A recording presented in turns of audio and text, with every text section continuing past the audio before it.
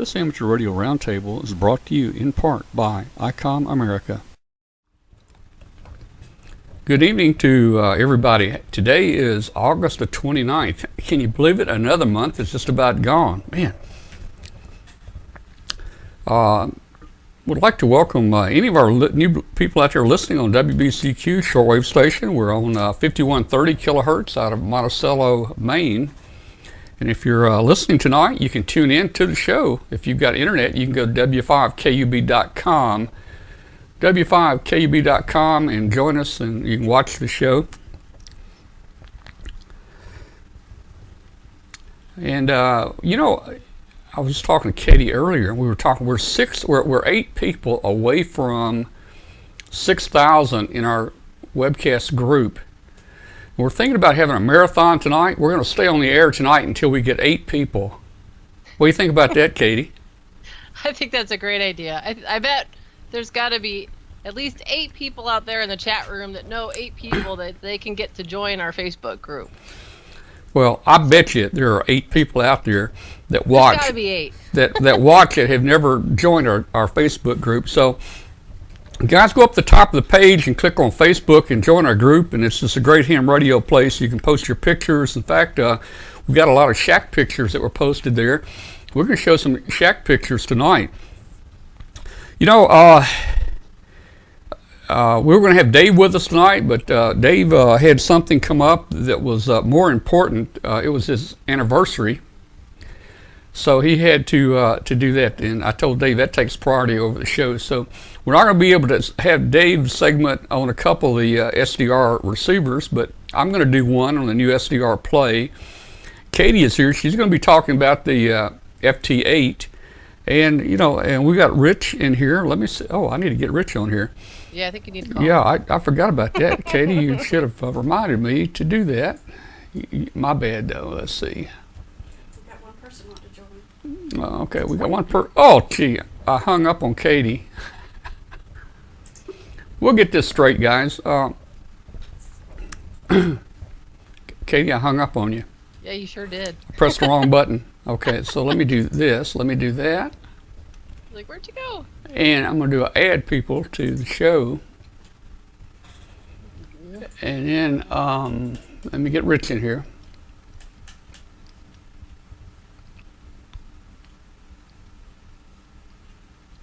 There he is. Should have had him on. My producer, my producer's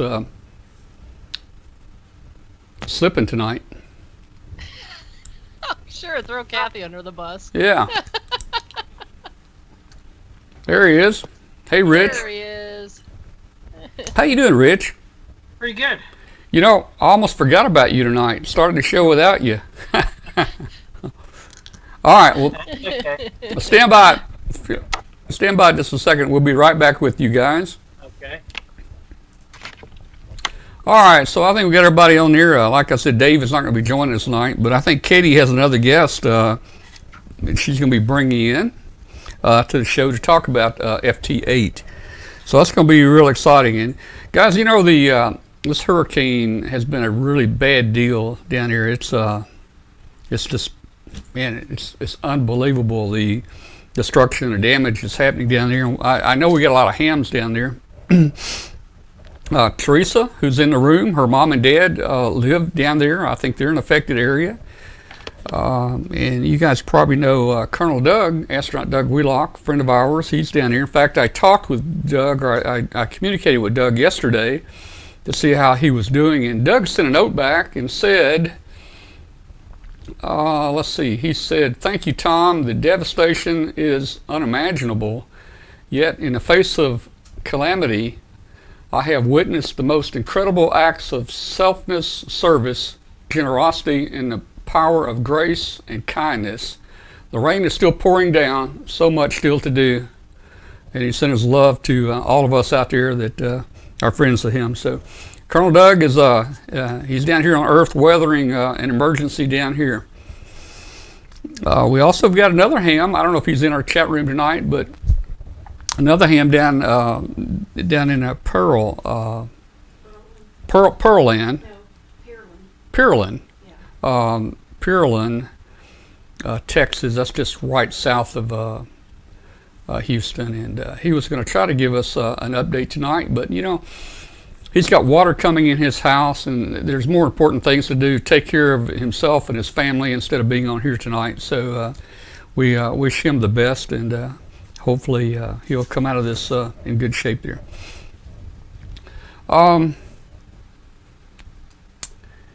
Let's go back to Katie. And Katie, I think you've got Rich there with you, and we want to talk a little about CQ Magazine and what's coming up. So let's see if I can figure out how to get you guys back in here.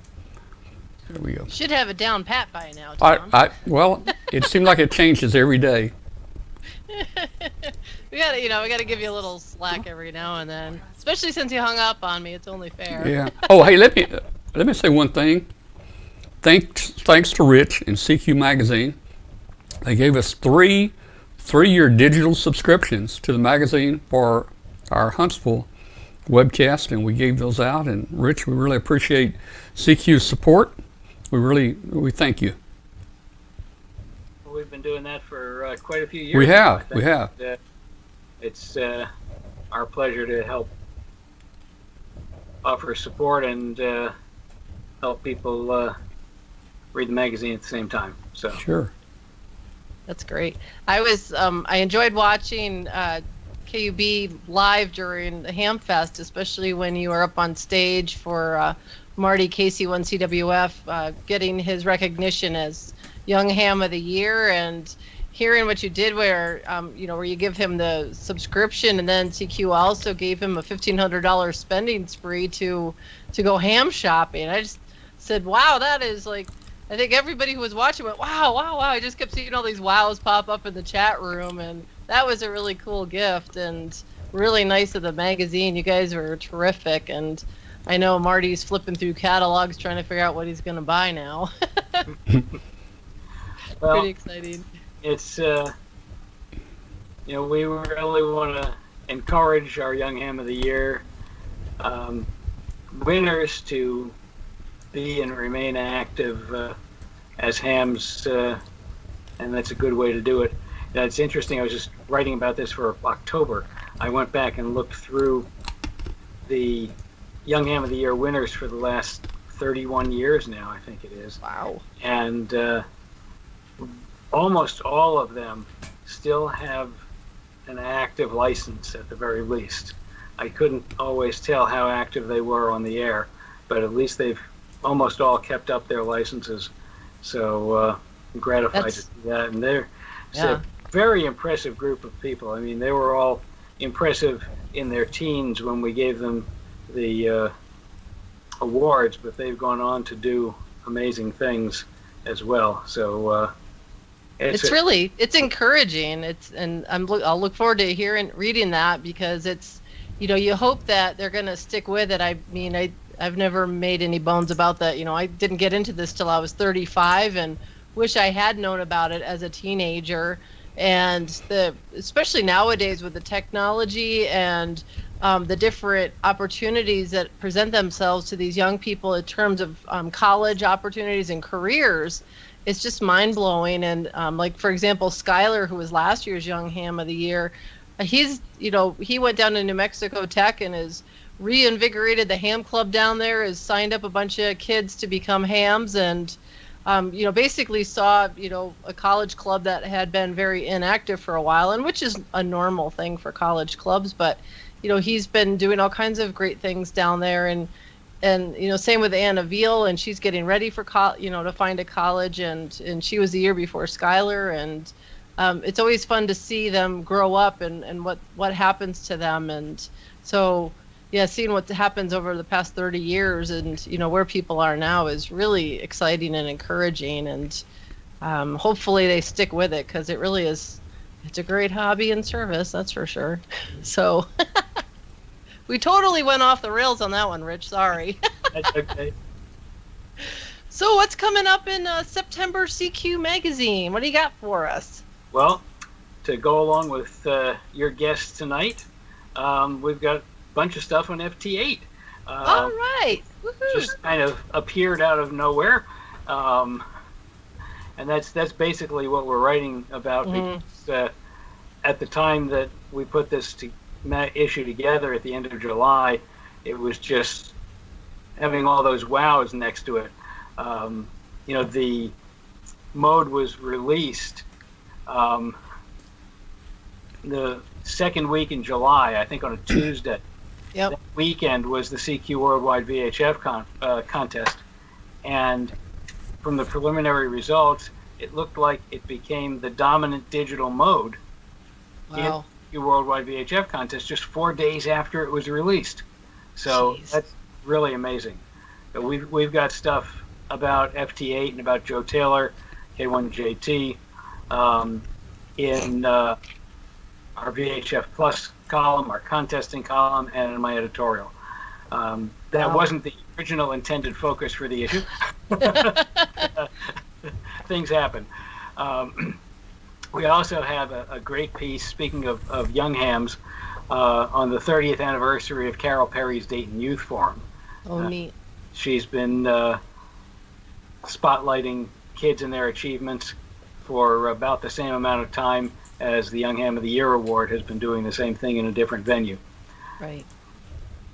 We've got the single sideband results of the 2017 CQ WPX contest, which is held in the spring. And as usual, a bunch of projects. We've got one to build a bucket variometer to tune low band antennas. This is a big time antenna tuner built around a Home Depot 5-gallon bucket. So I thought I misheard you. I'm like, bucket. I'm like, that couldn't be right. So that's a fun one to read, and it's the main focus is for our new low bands whenever they actually get approved, but you can also use this on 160 and 80 meters as well, so it comes in handy for all of the low bands. Speaking of low bands, we also have a piece on using a WARC band antenna as a low band receive antenna. So here you've got antenna designed for 30, 17, 12, and missing one there someplace. 30, 17, and 12 meters. I guess that's it. Yeah. Sounds good. To function as a good low receive antenna on 80 and 160. So that's a very interesting twist on doing different things with a commercial product that basically that's what hams have been doing for 100 years now. Right. We also have an article on going untethered with a wireless headset and how to connect a wireless headset through Bluetooth into your transceiver so that you're not have to sit in front of your radio to operate. Right. You can't tune around, but if you're in a net or something like that, it's great to be able to walk around or to sit out in your backyard on a sunny day and operate your net while your rig is inside. Among our columns, in addition to the FT8 stuff I mentioned, in Listening Post, our shortwave listening column, Jerry Dexter remembers Hank Bennett. Anyone who started out in shortwave listening back in the 60s through 80s and has a WPE or WDX certificate has Hank Bennett's signature on it. He was the shortwave columnist for Popular Electronics for many years, and then when he left there, he continued the DX registration program, which we resurrected with Popular Communications about 30 years later. In any event, Hank passed away recently, and Jerry remembers him in his column. And speaking of shortwave listening, Joe Eisenberg, K0NEB, in his kit building column, writes this month about building a classic, the MFJ 8100 World Band shortwave receiver. So those go together well. Learning curve, we have the title is Failing Your Way to Success. You're just going to have to read that to find out what it's about. Another digital area of interest in our digital connection column, in addition to FT8, is DMR, Digital Mobile Radio, which is also catching on big time. And Don has the first part of a multi-part series on introduction to DMR and how it works and how to work it. And the last item on my highlights list is our propagation column, where Thomas Hood, NW7US, asks, is HF propagation reciprocal? And that's a really fascinating question. I'm sure that anybody who's operated HF has had the experience of hearing somebody blasting in loud and clear through their receiver and just not hearing you at all when you call back. And he's looking at some scientific angles on the question of whether a path on HF is necessarily a two-way path. And interesting. So whether or not whether it's actually propagation or if they're just an alligator. That's right. Interesting. So it's all in all, excellent, varied issue, all sorts of stuff for any interests, and we're looking forward to having it out there for everybody to read, digital in a couple of days. Yeah, I was going to say September 1st is coming up, so I bet it'll start showing up in our email boxes for that. That sounds great. Well, I'm especially now that I've dipped my toes into the FT8 bucket here, back to the buckets. Now I'm really looking forward to the next issue to come up to read it more. I've been kind of scouring the internet, just trying to read whatever I can, and I joined a Facebook group, and it's still just not enough. I'm still at the point where Dwayne had it all set and ready, but I want to be able to be independent and just we're going to get my side of the shack set up so I can just come down and play whenever I want to. But it's going to be fun to read everything that's going on in this particular issue. And like you said, it's just amazing how fast it's caught on, and just it seems like out of nowhere and just exploded. So that's going to be exciting to check out. Oh, it's down. Absolutely. My cat's been misbehaving. I wasn't on video when Rich was talking, but he could see her knocking things off of the amp onto the floor while he did a good job keeping a straight face there, Rich. I'm used to it. What can I say? Right. Meanwhile, Dougal is here but sleeping. So yeah, there he is. Such a handsome boy. Well, at least terrific. Waiting to figure out what to do next to annoy me. Well, that's a cat's job. Yeah, absolutely. Very cool. So where are you at? Do you have any other events for the year coming up? Any of the big conventions that CQ will be at? CQ is going to be at Boxborough. And, great. I'm not going to be able to make it. That's just in a couple of weeks, but we'll have people there. And I think that's our last show for the year. Going to try to get to the big Maker Faire in New York as usual, and try to see what's going on there of interest to hams. It's been kind of disappointing the last couple of years, and we'll see what happens this year. That's in late September. Well, awesome. Well, thanks so much. That's going to be great. Well, it'll be good for people to see at Boxborough. One of these days, maybe I'll get back up there. Bill WZ1L's been hounding me to get up to that show. I haven't been there in probably 10 years, but maybe one of these years I'll get a chance to go work at it. But it's always a nice show, and always good to be back in New England too. So, we'll look forward to seeing the next issue of CQ Magazine coming up. And for anybody who's not currently subscribed, they of course can go to what web address to sign up? www.cq-amateur-radio.com. Perfect. Or if you're shopping, Click on the cover and subscribe to the subscription page. Excellent. Well, great. Thank you so much, Rich, and we'll look forward to checking up on that, and we'll see you again in another month, I guess, to talk about that October issue. Excellent. Thanks a lot, Rich. 73, everybody. All right. 73. All right. Let's see if I can figure. Okay, here we go. All right. There it's gone. All right. I'm gonna have to hire some more help here. Oh. Back there somewhere. Yeah, while he was talking, Peekaboo. I know people were in the chat room talking about being upstaged by a cat, but Peekaboo she's sitting on the back of the behind me on my amplifier, and she's having a bath, and then she starts knocking things off. So nothing like letting the cat in the shack during a show. There we go. Okay. Yep. Man, I'm trying to get There we go. Yeah, I saw that a while ago. I think everybody was watching the cat. There she is. She's been wandering So, around down yeah, here. and again, folks, we just had Rich Mollison, W2VU, the editor of CQ Magazine, and it's always great to have Rich on here with us. And you know what, everybody, I don't know where we are, probably about 5 away from our 6,000 number. Yeah. Is that right? Yeah. You it was a few minutes ago, I checked. We only picked up 3 people in the last 20 minutes.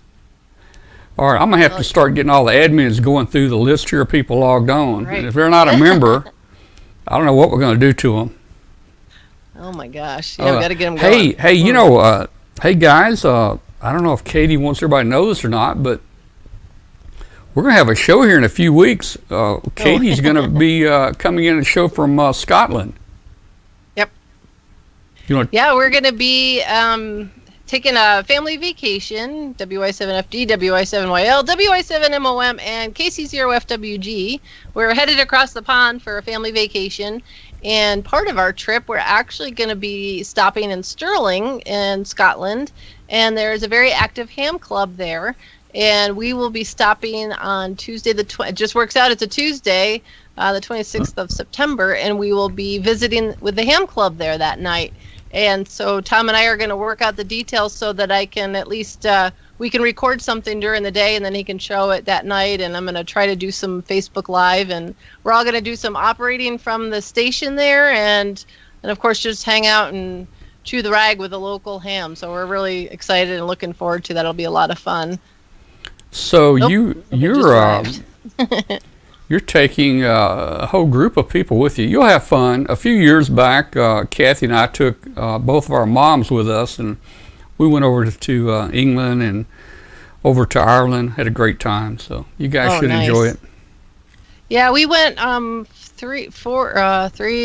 years ago now with Chip K7JA and Janet KL7MF, and spent a couple weeks there. And this time around, we're gonna go to London first, and then we'll trying to find a headset thing here. There it is. We're gonna stop and take the train up to York and meet up with Robin, G1MHU, and who is a regular on the chat room, especially during the Ham Fest, and his wife Ruth, 2 Echo 0 Mike Hotel uniform, and hang out with them for a day and a night at York and get some touring around, and then hop on the train again and head up into Scotland. And so we'll be obviously sharing some photos and stuff along the way, but we had to sneak in some ham stuff too. We thought that'd be a lot of fun. Well, cool. And I see WY7FD Dwayne. Yes, he has arrived has home. joined us. Now, Dwayne, before you were here, you weren't here. Normally you're here. I know you're out busy. Katie told me that you were going to have to make your own hot dog or something and get your own dinner tonight. Have you had dinner tonight? I did. I made 3 hot dogs. All right, 3 hot dogs. Cool, yeah. I think I had one for lunch. It's not a bad meal for me. I actually love them. That's kind of the way it is around here. Kathy and I have different eating schedules, so we just eat when we want to, you know. But cool. All right. That's funny. So, we want to talk a little about FT8, I think, is what you were going to talk about. And I think you've invited Eric in. Can we see if we can get Eric to join us? Yeah, let me ping him to give a call in. Okay. Let's see. Go ahead. Well, I'm going to preface this right off the bat that I'm not even remotely an expert on this yet. I literally, dipped my toes into it for the first time over the weekend. Dwayne has played with it a little bit, so he just kind of set me down, and I started clicking away at what to do. But it was really, it was neat. I got 15 contacts that night. This was on Saturday night, and I don't know how many folks are playing around on the digital modes or have played with like WSJT with the JT65s, but I always called it the sandwich mode because it took forever to make one contact. Oh, that sounds like... Yeah, let's see if we can get him in here. Okay. Hello, Eric. Hey, Tom, how are you? Doing good. Let me see if I can get your audio. Can you hear us okay, Eric? Oh, I can hear you perfectly. Okay, great. Okay, great. So we've got you on here, expert on this FT8. Yeah, I've been playing with it since about the first time it came out, and the way I actually just do it from an apartment with ham sticks on a car, and I'm up to about 400 contacts, and it's one of those great modes that you can do from just about anywhere. Well, I did some digital many years ago. Haven't done it in a long time, and I'm thinking about getting back on. Now, this FT8, it how long does it take to make a contact? 1 minute. It's 1 minute exactly, and Wow. you'll give or take, if you have to resend the transmission, but everyone used to love JT9 and 65. If everything else was dead, you still had that, but everyone said it just takes too long. Well, how long do some of the other digital programs take to make a contact? I mean, they're minutes, aren't they? Yeah, it's about, 4 minutes? A JT65, even abbreviated, would take you 3 to 4 minutes. Katie called it the sandwich mode because if you set it up to start transmitting, it transmits for 50 seconds, then it listens for 10, and it decodes. It listens for the entire 50 seconds after you transmit, but it decodes in the last 10 seconds. So it's a 50-second transmission, a 10-second decode. And it goes in order, and there's a specific order, like you call CQ, then you tell the guy what his signal strength is. He says Roger, Roger, and you say Roger, Roger, Roger, and then he says 7-3, and you say 7-3. Well, if you add that up, that right there is 5 minutes. So, Wow. Yeah. We've abbreviated some of those things where you can send your signal report or Roger, Roger, Roger, and 7-3 at the same time. So that cuts out one cycle, and that cuts it down to about 3 minutes.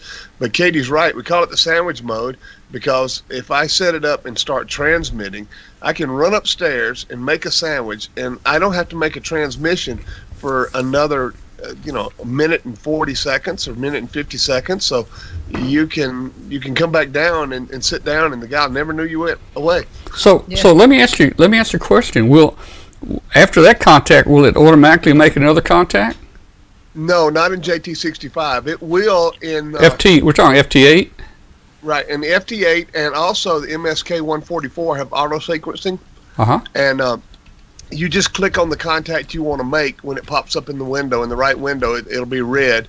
You click on that guy that's calling you, and it'll take over and run it after that, right up to the 7-3, and then you click on the next guy, and it'll run it right on up to the 7-3 and keep going. You do have to tell it that you want to start talking to the next guy. Mm-hmm. So I was thinking that if it would automatically make another contact, you could turn that thing on and go to a movie, and then come back, and you'd have all the contacts for the day made. No. You gotta initiate each contact. Yeah, you're Oh, still boy. clicking away, and it's pretty quick. So that was one of the things that, Dwayne was telling me, okay, go ahead and click real quick and grab them in there. And my friend Dan threw in a 73 Katie at the end instead of using the what do you call those things? The pre-programmed messaging. Yeah, the pre-programmed messaging. I was like, I don't know what to do, but it was kind of funny. And I thought for anybody who maybe if you're not totally familiar with JT8 as of yet, or excuse me, FT8, I keep doing that. Let me tell you something real quick here because I want to, that way we don't leave everybody wondering. And I'm taking this from Joe Taylor. K1JT is the developer of this software, along with, give me 1 second here. Let me make sure. I want to make sure I get the correct information for everybody. Okay, it was developed by K9AN, that's Kilo 9 Alpha November, and K1JT. And the mode FT8 stands for Frank and Taylor F8FSK modulation. So FT8 uses 15-second transmit-receive sequences, provides 50% or better decoding probability down to -20 dB on an AWGN channel, and maintains good performance on Doppler spread fading channels. An auto sequencing facility includes an option to respond automatically to the first decoded reply to your CQ. FT8 QSOs are 4 times faster than those made with JT65 or JT9. They say it's an excellent mode for HF DXing and for situations like a multi-hop E-skip on 6 meters where there may be deep QSB. Some of the important things about it are that the transmit-receive sequence is 15 seconds. Message length is 75 bits plus 12-bit CRC, and I'm not even sure what CRC. What Character recognition code. Thank you, character recognition. That's why I bring him along. So Cool. So so that's just kind of, and as Rich mentioned earlier, this was kind of released as a beta back in July, and it's just, I think it took off even faster than Joe Taylor and KNAN ever expected to. There's a group dedicated on Facebook now for FT8 digital mode experimental and general use group that, if you're interested, you can join it. And actually, I had uploaded my contacts to LOTW as data. I hadn't bothered to look at Scott's website, N3FJP, to see if he had uploaded any new changes. And he had put a release note on his website that he was working on an update for it, but needed a little bit of time. And then, a short little bit later, he says he wrote back. He says, "Well, I decided I better get that update going since this mode is just going like wildfire." And so I uploaded, and I ran into a problem when I switched everything to FT8. And so I put a note or a question on the Facebook group and wondering what happened. Well, I needed to update my TQSL file, and once I did all of that, it worked out great. But it's a very helpful group. Everybody's very supportive. Ria's in there on a regular basis, N2RJ, and James Shaver, N2ADV, is the administrator moderator there, and he's always answering questions. And it's a great place to kind of dive in and just kind of get your feet wet and figure it out. It's nice and quick. It's almost, for me, it almost felt a little bit like contesting when we do RTTY contesting, because it's, real, like, you got to pay attention and even get a little pileup going. But it's really neat because you're on such a one spot on the band, and you're looking at this spectrum, and there's just all of these people and all this activity happening. And like Eric said, Eric, you said you've got close to 400 QSOs now on it? Yep, I just looked at it's 356, and more than 3/4 of them are already confirmed on LOTW. And I'm just using. People know I'm in an apartment. I have a 75-foot piece of coax going through the window over a tree, connected to the ham sticks on my car. And Sunday morning alone, I worked 2 ZLs, 2 VKs, and it was like I had a pile up. It just kept going and going. I think I did in an hour. I had to make at least 50 QSOs at least, because it was just it's just there. So you don't need these big antennas. You don't need the wires. You got just a little bit. This is a great mode to get into, and it's very addicting. So Eric, is this a low power mode? It is. I don't run more than 30 watts. I mean, there's stations out there that run 5, but I figure being that it's a ham stick and where I'm at, I'll just put a couple more watts into it. Yeah. Back when I had the full shack, I would only run 5 watts on JT65, and you with a dipole you'd do fine. A lot of discussion on how much power is needed, but like my father, who unfortunately was a silent key, would always say, is the amount of power needed to make the QSO, and that's what a lot of us do. There are some guys that get a little crazy on the power, but as long as you keep an eye on the waterfall, and if you can take constructive criticism, because there's a lot of stations out there that are so willing to help. Like Rich had mentioned, Tomas, NW7US, he also runs an FT8 group, and I'm one of the mods, and we help people on a constant basis. Like Katie said, Ria has been one of my biggest helmers in this mode. I mean, I couldn't get something the other day. She said, "Oh, let me log in." She looked, she checked one little thing, and it was done. So it is definitely one of those modes that anybody can use, and that's what's so good about it. I'm gonna have to try it. I've been a ham for over 50 years, and technology is just really taken off with all this new stuff. And I'm gonna have to get the granddaughters over here to show me how to use some of this stuff. Yeah. Because they can just turn this stuff on and start operating it. They don't even have to read the book. Well, one of the things too that's really interesting because of the efficiency of this mode is that a lot of the DXpeditions are going to be using it, and so, for example, the upcoming Bouvet Island, what is that? 3YOZ, if I remember correctly, the one that's coming up in January, they're going to be setting up a digital station and running FT8. So you can imagine that this is going to be a great opportunity for a lot of people that may not be able to get through otherwise. And I was reading on, I think it was N1RWI's blog that he was operating one morning and there was a lot of noise, and he was able to make some really great DX contacts when normally he would have used CW, and even he couldn't get through with CW.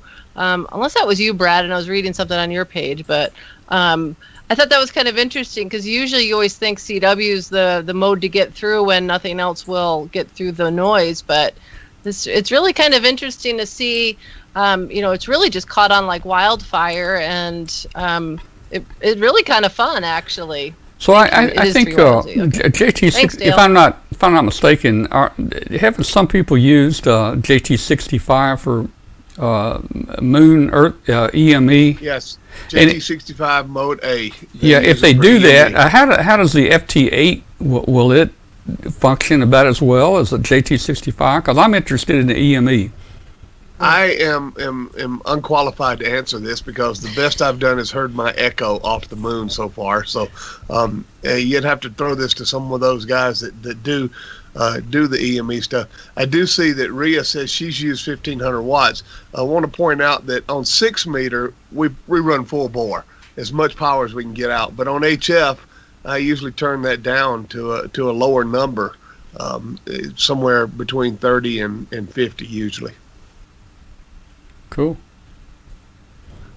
If you look at the PSK Reporter website, it's full of information.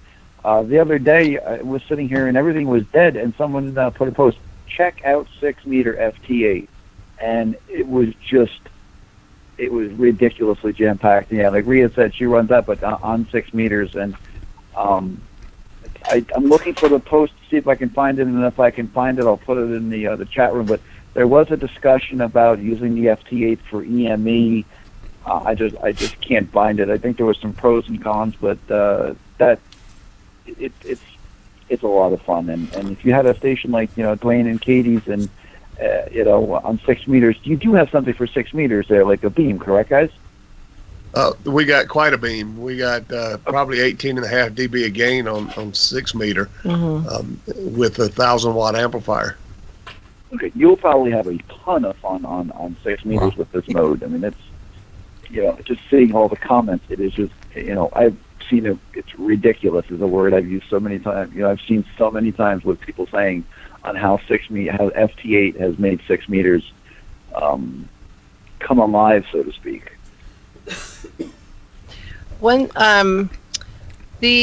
On that link, I just posted some links in the chat room for people to look at if they're interested, particularly on the Facebook group, the FT8 Digital Mode group. There's some good links within that for information about how to figure it out, and I'm not even sure, because again, like I said, I'm brand new to it. I don't know hardly anything other than it was fun and I want to learn more about it.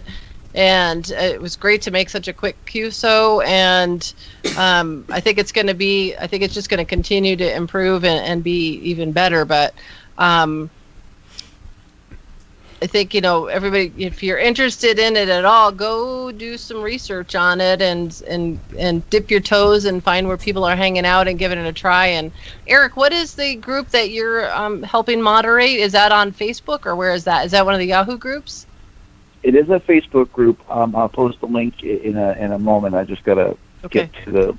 I accidentally answered somebody's CQ in California. Sorry, I had to finish that real quick. Okay, there, it's done. Sure. Do ham radio in the middle of a ham radio program. How rude. Hey, you know what? One thing I missed about people I've noticed is my QSL card response rates are worse now, because I used to do all my QSLing during JT65. Now I can't even write the beginning of my call sign while I'm filling out a QSL card for FT8. I'll put it up there. It is Facebook.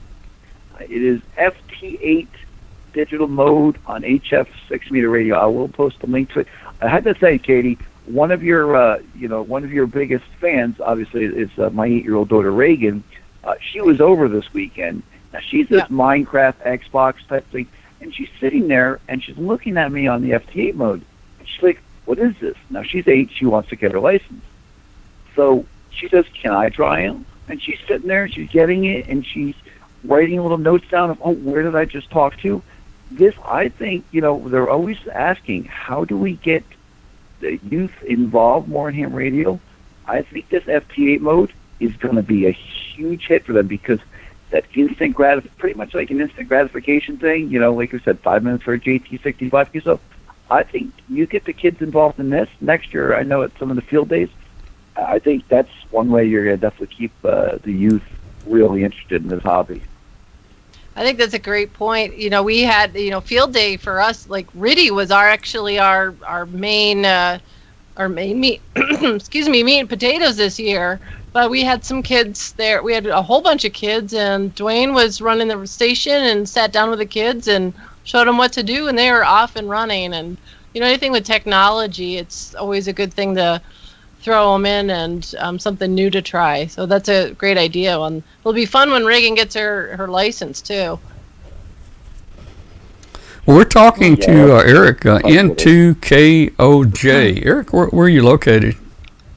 I'm the King of Jersey, and I'm located currently in Bud Lake, New Jersey. I've been a lifelong resident of the state with my 4 years in Virginia in the Navy. I got licensed at age 12 back in 1989, and for those that have been hams back then, remember when, with 5 watts and like a bobby pin, you could work so much DX on 10 meters. Oh, yeah. Well, this is cool here. Okay, let me see if I can join you guys in the shack here. There we go. Oh, yeah. I'm here. Y'all scoot over a little bit. There we go. All right, we'll all fit here. Now now we have a Katie sandwich. Yeah, there we go. All right. Well, hey,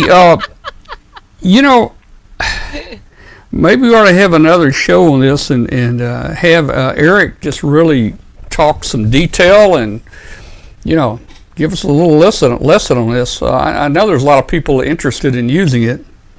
Yep. I think you ought to contact Joe and have him come on. Yeah, that'd be great if we could get Joe to talk about it, and it'd be great to do some live demo on it. I didn't, have any screenshots or anything, but if you check out those links that I posted, that will help at least get. There's a line in the middle of my face. Tom, you need to move. You're covering up one of our plaques. There we go. How's that? I don't want to cover up your plaque there. Yeah. Hey, by the way, Dwayne, you got beat. Somebody in the chat room said he had 4 hot dogs a few minutes ago. Yeah, that was me.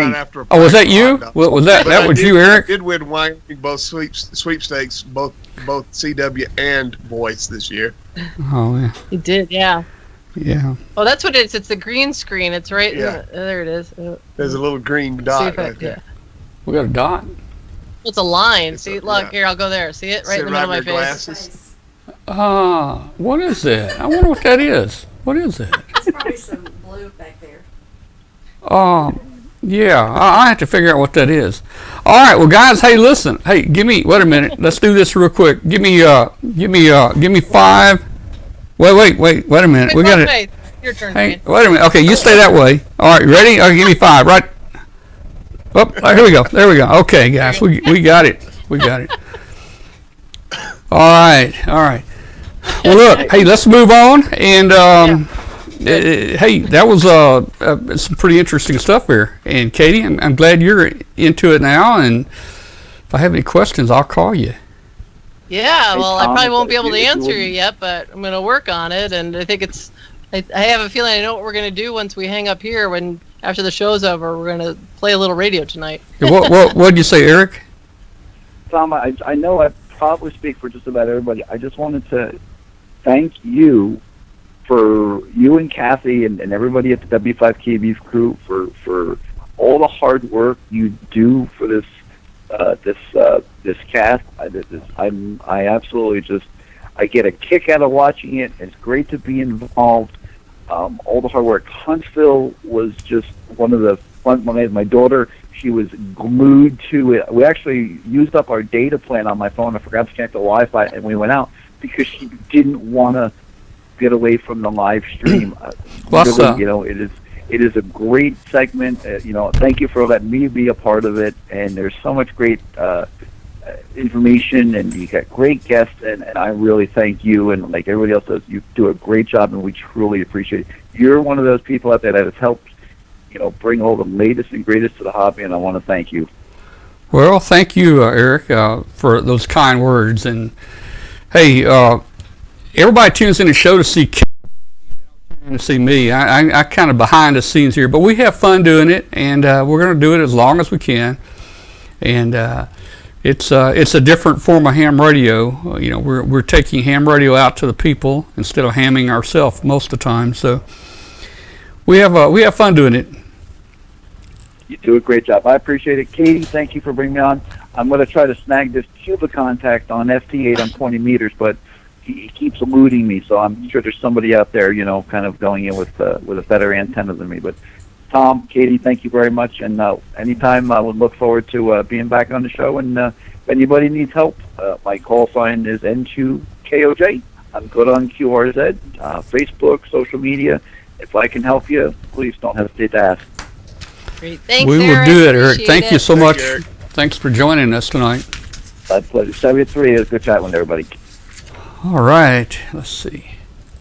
Hey, Tom, I was going to show off my little gift I got from. What- I was just showing it off at the beginning of the show, but I thought I'd show it off one more time here. Kathy, take a look at this.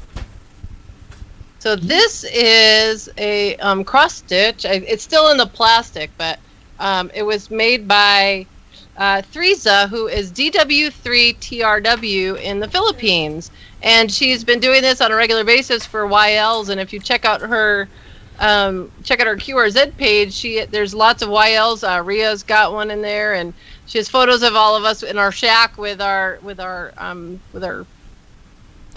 and cross that's stitch. the word of the day, mabuye. Yeah, Kathy, you know what mabuye is? No, what is it? I don't know, some kind of. Bill in here commented what it was, and I forgot did it. he? And she has it on her page what it actually means. Maybe But it's Ron. like a Maybe Ron greeting as knows. far as Maybe I know. Ron Bill or Torrance? Bill. Maybe they can tell us what. WZ1L. He seemed to have known what it was. I think Bill's just making it up. He don't know. Oh, he might have been. Yeah, I don't know. I don't know. All right. Well, All right. hey, Thanks. I've got something coming up here. It's called SDR Play. That's really interesting. I'm going to show that in a minute. And so we're going to go to a break here. And Katie, you're welcome to stay on or hang up or get in the chat room or go fix Dwayne some more hot dogs or whatever you guys need to do there. He's had enough hot dogs. All right. Very All right. I think maybe we'll watch the rest of the show and maybe get back on FT8 and play a little bit here. Okay, guys. Well, Dwayne and Katie, I'll see you later. All right. Thanks. All right. 73, everybody. Bye-bye. All right, so I think that was an interesting segment here about the new FT8. Boy. All right, let's do something. We'll be right back in just a minute. Heard it, worked it, and logged it. Contest season is here. ICOM's high performance and innovative transceivers will help you make the most out of the contest season. Continue your contesting momentum with the IC7300. Ideal for the ham on the go, it's a high-performance HF transceiver with a compact design. It has RF direct sampling, 15 discrete bandpass filters, a large 4.3-inch color touchscreen, real-time spectrum scope, and an SD card memory slot. The IC7851 will give you the competitive edge you've been looking for. Raise the bar and hear what others cannot hear with this HF through 50 MHz transceiver. It has reciprocal mixing dynamic range, a crystal clear local oscillator, spectrum scope, dual receivers, digital voice recorder. Don't forget about the IC7700 and the IC7600. Both of these are top-of-the-line transceivers and are still available and are sure to be the perfect companion this contesting season. Visit www.icomamerica.com for more information on ICOM radios. All right.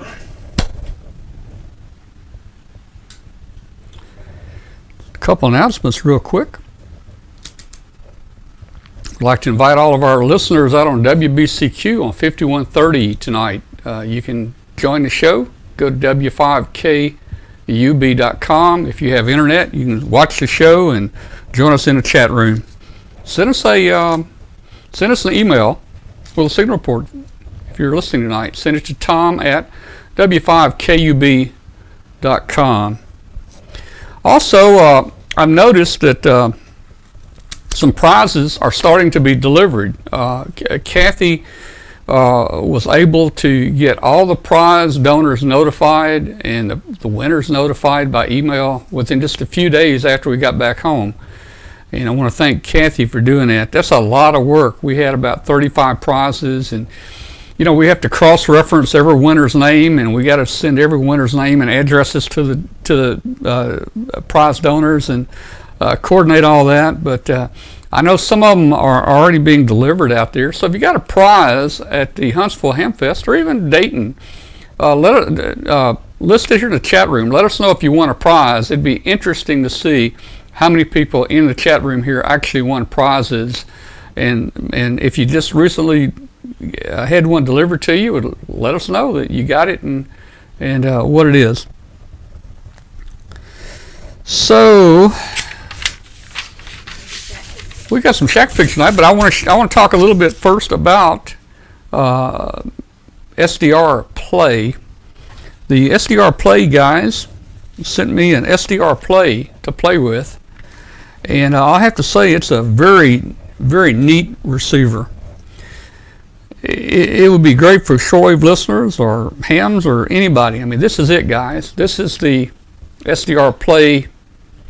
This is actually called the RSP2.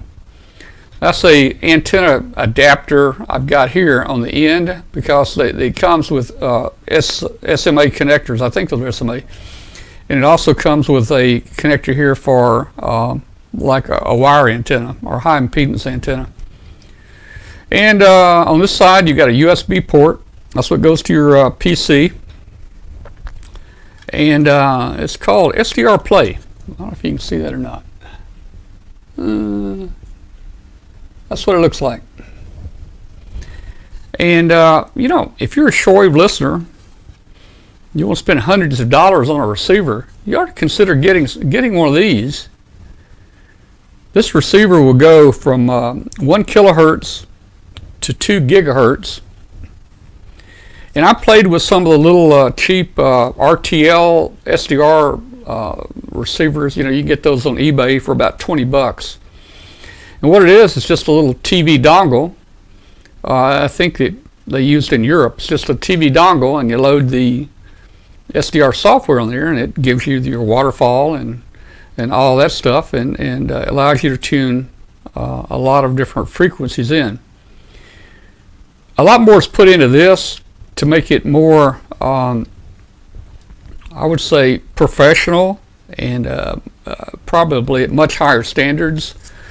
I've got a little video I put together here. I want to play it for you real quick and let you see how this thing works. And this is my first time using it, so I was not familiar with it. It took me about 10 minutes to figure out how to click on some of the buttons and get it working. So I'm going to show you just a little quick video here, and we'll be back in just a minute. Okay, guys, I'm going to show you how to just some of the basic things about the SDR Play. It's called the RSP2. Let me bring it up here on this little laptop. We're going to click on it. We've already got it installed. This is the RSP2. It's a 1 kilohertz through 2 gigahertz SDR receiver. It's called a Radio Spectrum Processor 2. Now, this little screen that comes up right here, this is the first screen that pops up. This is your main screen. I'm going to position it right along here. This lets you do various things. It lets you set up different receivers. It lets you select different antenna inputs. The RSP2 has 3 different antenna inputs to it. It lets you set the scope bandwidth. Right now I've got the scope bandwidth set on 1 meg. That's 2 megs divided by 2, so it's 1 meg. This band scope will actually go up to 10 megs wide. It may be pushing the XP laptop a little bit to go that high. If you look down here up over under the mouse, that is the that's the CPU utilization, I think, of the laptop and also of the SDR Play application right there. So one's running about 49% and one's running 0 right now. So what I'm going to do, open up a couple. I'm going to open up a couple screens. I'm on the 0 line here. That's our first receiver. I'm going to open SP1. And what that's going to do is that opens up our spectrum analyzer. Now I'm just going to size it. I'm going to pull it over like that, and I'm going to stretch it up a little bit like that. So let's see. Let me shorten that a little bit just so you can see it on the screen. So that's the spectrum analyzer right there. You can see the frequency at the top. Now I'm going to open up another spectrum analyzer by clicking on SP2. What this is just a very close-up of the bandwidth, your bandwidth you're listening to. You see the little red line up here at the top? That is what this dark is right here. It's just an enlarged or zoomed portion of your bandwidth that's right here on this line. And then I'm going to open up the receive right here. This opens up the receiver, which gives me capability of set up certain things like the frequency, and let's see, it's going to let me set up the frequency. I can do AM, FM, CW, lower and upper sideband right here. It also has various different VFOs you can set up. And here are your filters. You've got filters for 1800 hertz, 2200, 2800, 3000 hertz. You've got noise blanker here. You can turn your noise blanker on and off. You got notch filters. This bottom line right here is the volume, and if you can stretch it out, that's your volume right there. The green line is a squelch, and here's a mute. If we hit, well, first of all, we hit play, and play starts receiving. So we should be receiving right now, I think. Let's see.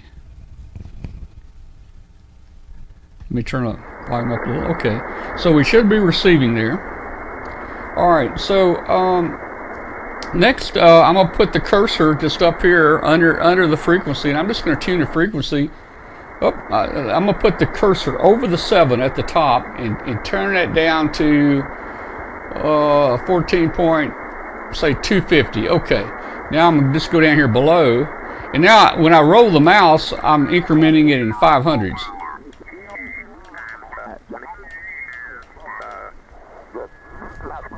So let's see if I can tune somebody in here.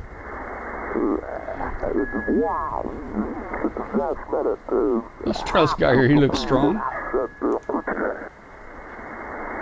Let's see. On the air, Whiskey 1, November Victor Tango. Come now. All right. So we've got 14225 tuned in. Whiskey Golf 7 again. And I can change the filters, the width of my received signal. Right here, we're on 2200. Let me go to 3000. For Vermont State Parks on the air, Kilo Foxtrot 3099. This is Whiskey 1, November. So there's 3000. I'm going to step through them next time he talks. Kilo 7, Kilo Germany 4, Victor Delta Zulu. You are there's 22. 5-7 in the pile up here in Vermont. There's 1800 hertz. Virginia, nice signal. 72 and 73. This is Vermont State Parks on the air. There's 22. 22 sounds a little better. Now over here on this band scope here, as I told you, that's just the very short, the very condensed frequency you're on as far as the, how do I say it? This is a zoom in of your bandpass. So if you watch this right here, as I click the filters, you'll see it get wider or narrower. So there's 3000 right there. You see it got wider. Right here, it just got wider. There's 2800. There's 2200. There's 1800. Now one thing you can also do, everything is software controlled, so you can go back over here to this bandpass filter and you can grab the edge of that. You can actually move it with the mouse. I'll wait till he comes on. I'm gonna move it here. This 500 watt. So you can see I moved him out, but that would be a 3,000 wide bandwidth right there. November Victor Tango, come now. So again, here's your volume. Kilo Bravo 8 Victor again. That's your volume. You got a mute button right here at the bottom. You can mute it or bring it back up. Let's see. You can key there's your S meter right there. You can key the actual frequency in with this keypad, or you can click on various bands to bring you into a certain band. Let's see what else can I show you real quick. There are many different windows that you can open on this. You don't really need them all. You don't really need this window here. You need the receiver window here. This is your main window. Again, if you click stop over here, it's going to stop. If you click play, it starts playing again. You can see the waterfall. You can see the S meter. I'm going to go up here and click on signal at the top up here. Kilo 4 Bravo Bravo.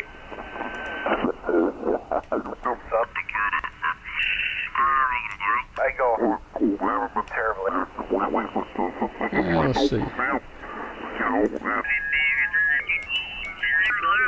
On the band, but that's a sleeper amplifier, the 4572B. So let's kind of quick rundown with it. These are the original tones, so that's it. You can change antennas by clicking. Right now we're on antenna A. I'm down here at the bottom left. I'm gonna click on B. There's antenna B, and here's a high impedance antenna, like for a wire antenna. But we're gonna go back to antenna A. And we're back on antenna A. So overall, it's a neat little radio. There's so many pieces of it. I don't even know what all the various functions do yet. But so far, I learned how to work this much of it. Hope you enjoyed it.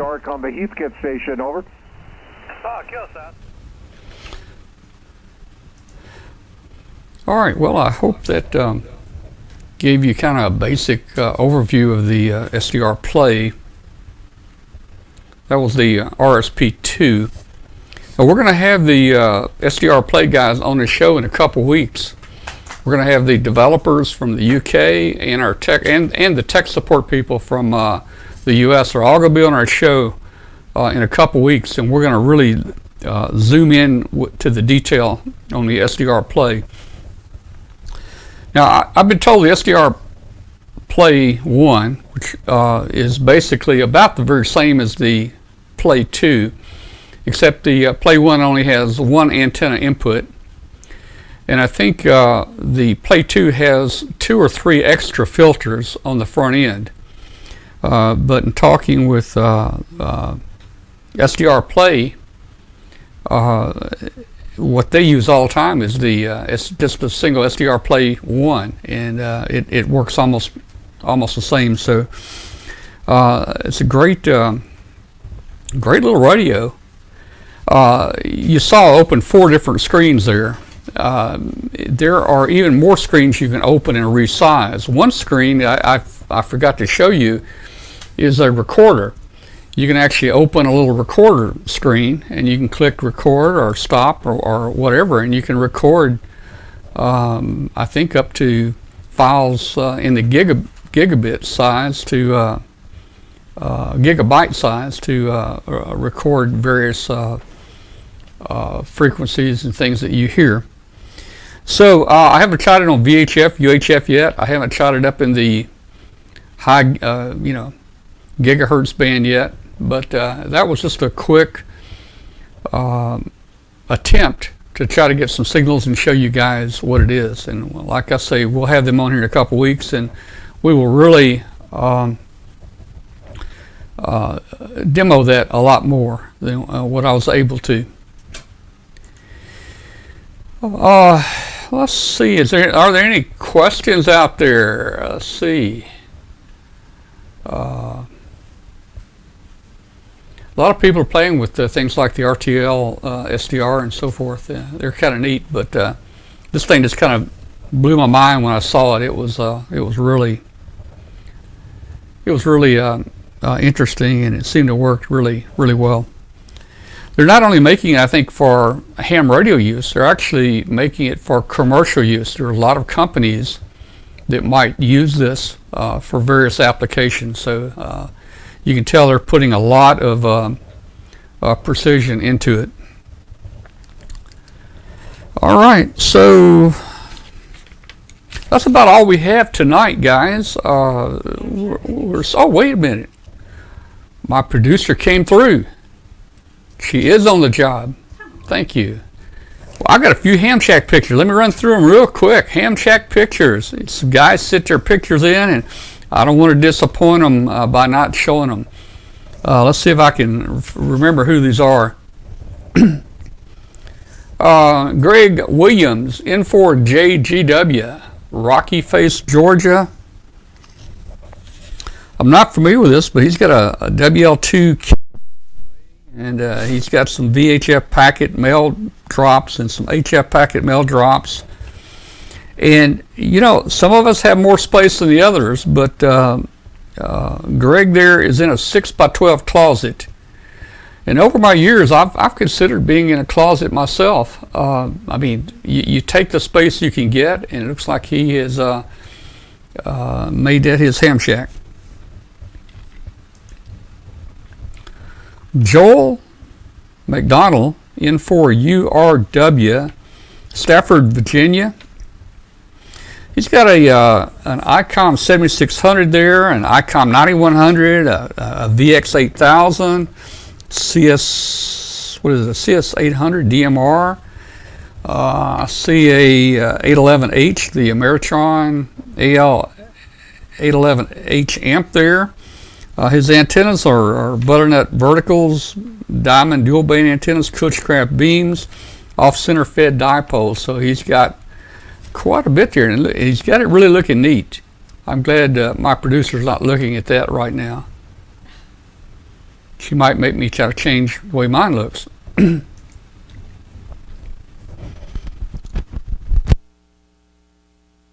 This is William Mac Coverdell, WD0BC, up in St. Joseph, Missouri.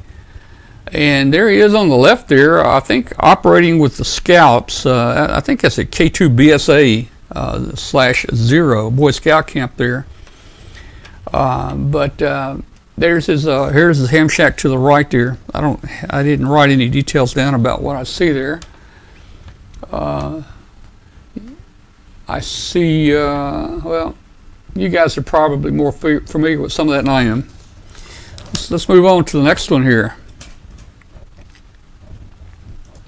N5ZNI, Jeffrey Dees. Jeffrey lives about 16 miles north of Kosciuszko, Mississippi. And he's got an Alinco DX SR8T for HF, a G5RV. He's got him a MFJ 8. No, it's an MFJ. That's a 939 auto tuner. He's got him a Kenwood TM271. He uses a 2-meter Ringo Ranger up. He's got an ICOM 3210. He's got that big MFJ 4230 power supply, some HTs there. He's got some Bofang and some ICOM HTs there. Now we're going to move down to India. This came in from Deepak, VU30VU. Coimbatore, India. I probably didn't say that right. But he's got an IC 2300H, Bofang UV5R. He's got a Bix 40 that he built. We did a number of shows on a Bix 40. That's that little $50 40-meter sideband transceiver. It's cool. He's got a TYT 8000 and a Diamond CP22 antenna is what he uses. David Orm, M6K from the UK there. He's in Lancaster, England, and he's running an IC7300, an ID5100, and he has a hex beam. So I bet that's a nice working station there. Alan Hernois, VA3AH, and his wife Dolores, VE3, I think it's IFY. That's a picture of Dolores there sitting in a ham shack. They're in southern Ontario. Yaesu 950, he's got an Alinco backup, and they work mostly CW. And here's a shot from down under. This is Stuart Birkin, VK8 NSB. He's in the Northern Territory down in Australia. Yaesu FT2000, an FT897D, an FT890, an IC910H. There's an ID800H. He's got 3 towers up. He's got all kinds of dipole antennas, a 6-element Yagi for 15 and 10. He's got a bunch of satellite antennas up.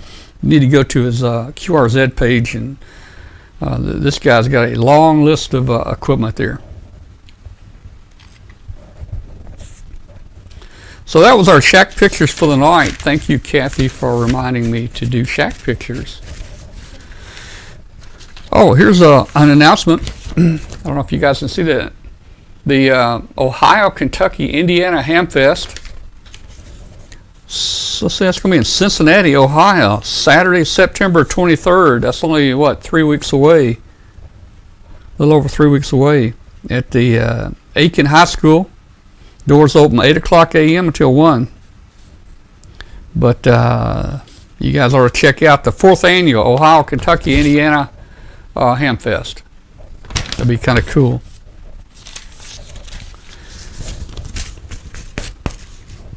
All right. Well, I saw a lot of people in the chat room were mentioning mentioning prizes that they won on the show, and we're glad you're starting to get them.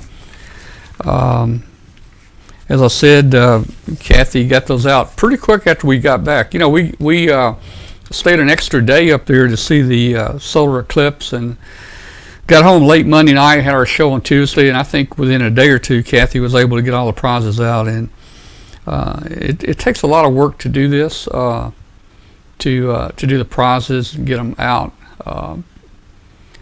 Probably takes days and days to get them all on the web page, to get them, get them listed, and then of course on the back end to give them away and so forth. So we spend a lot of time on that, but thank goodness we don't do it every week. We only do it a few times a year. And we're going to start giving out some prizes on the Tuesday night show again. We'll do that probably in another week or so. We'll start doing it. I wonder, have we got our 6,000 person yet? We need 2 more people. Oh man, I'm gonna have to stay here. I'm gonna have to stay here and talk until we get 2 more people. This is like the Jerry Lewis marathon right now. You know, we're gonna put some we'll put some entertainment out here for you guys, and we need 2 more people, just 2 more people. And if you're not a member of the W5KUB.com webcast group, we really would like you to join it. Click on the link above where it says Facebook, Twitter. That'll take you to the Facebook group. And Tom's Telethon, yeah, that's what we'll call it. So we've talked about a lot of things tonight. We're glad everybody was able to join us tonight. The show's not over, really. We go into a very informal part of the show now, which is a Hangout, which is a way to let people come into the show. We can take up to 10 guests at one time if you just click on a link. And can somebody put the link in the link is up in the topic of the chat room, but if someone can copy and paste that down in the chat room, all you gotta do is click on that link and you can join us in the show. We'll leave the video and audio up, so if you come in on Hangout, you're going to be on the show for the next 30 minutes, and we can take up to 10 people at a time. So I'm going to go ahead and see if I can get Hangout up on this side here, if I can get the right mouse.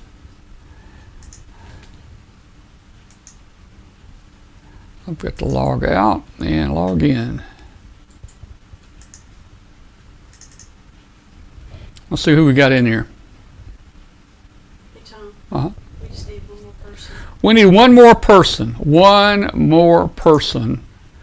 Come on, you guys can do it now. You guys can do it. What in the world is this? This is a new Hangout. People change stuff so much. What is this? Google Hangout, video call.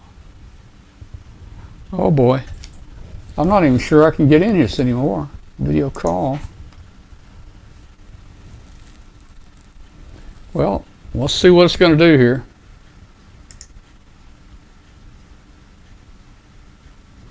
Let me get that off. It's making me dizzy.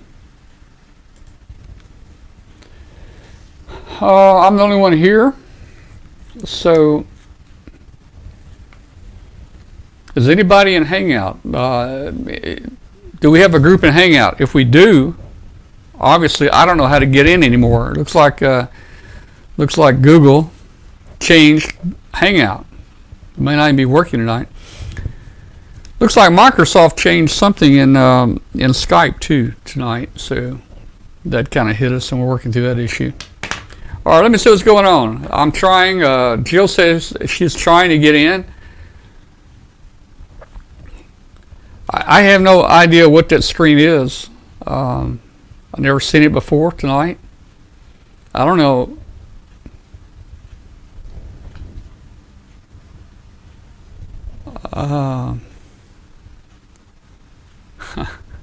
There's 4 of them already in there. There's 4 in Hangout? Where did you see that, Kathy? Teresa said that. Okay, so I'm not in there, so let me log out and see if I can get back into Hangout somehow. Well, I'm going to click on this one and see what it does. No, that's not going to work. I really don't know how to get in there.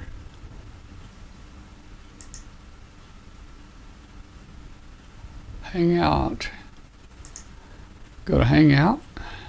Oh, now there's people there. There's people there now. I got a totally different screen this time. I got a totally. Right, Tom, you're in. I got a totally different screen. Did you guys see the first screen I got? No. No. It said Hangout, and I've never seen it before. I think it's hilarious that you couldn't get in because you give me a bunch of stuff every time I can't get in. Well, yeah, but hey, you know, even though, hey Jeff, even though now I have me a software-defined radio, I still want to stay on your wheel for the Waiting flex. for you to kick the bucket. I hear you. You know, for the flex. And you had any checkups lately? Absolutely, yes. Oh man, how often do you do that? Well, you know, once a year. I had the colonoscopy. I'm good for 10 years on that. Oh man. Just had a stress test, but I don't trust them anyway. But I'm good on that. So for me, coming through with that wheel thing that you got me in your wheel, it's going to be a while. All right. Good evening, all. Hey, Mark. Queen Victor. Hey there. Hey, Mark. I see Teresa in here, and Teresa, you heard from your mom and dad later today. Yeah, they actually finally got power back today. It's been on and off the last couple of days, but they're fine. They were high and dry. All right, I'm gonna see if I can make my picture a little smaller here. Teresa, where's your family? Just north of Houston. Wow, that's such a sad yeah, you know, I was watching, Teresa, I think Kathy showed me where they live, and then we started seeing it on TV, right where they live. There must be a lot of water around them. Yeah, they live probably 2 miles, maybe 3 from the San Jacinto River as the crow flies. Wow. So, and the Sand Jack has been out of its banks since, probably about midday Sunday. Wow, it just keeps, it didn't look like to me it's getting any better down here. Of course, maybe by tomorrow it will be, but. If you're upstream, it's gonna get better. If you're downstream of anything, it's gonna get worse. All 3 of the dams that are in the Houston area have been opened. Yeah. So people that are downstream from those are gonna be just wrecked. In fact, I've got a friend that the house that she moved into didn't flood during Gallison, didn't flood during the last two big storms, but this time around they're in a mandatory evacuation area and they had to get out. Wow. Hey, let me answer a question. KM4ZJL. What's everyone using for video in Hangout? You don't need anything special to join us in Hangout. If you're on a laptop, usually your laptop has a camera. Most newer laptops have a camera. So if you got a camera and a microphone on your laptop, just click on the link that we posted. Use your browser, click on that link, and that will automatically bring you in and you can join us on Hangout here. Nothing special needed. Well, I'm glad they're doing okay there and not underwater. Maybe. Yeah, no, they're doing good. Yeah, that's good. That's good. I saw a picture of Colonel Doug's backyard, and the water came up pretty high in his backyard, but I don't think it got into his house. It hadn't got into his house, so he may be okay. But he lives. What's the name of the place where he lives? I don't even remember. Kathy knew it. It's just south. It's just south of Houston there. Lake or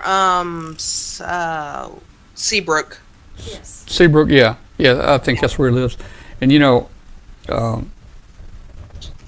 we've also got a ham friend, W5 WPL, that lives down in Pearland,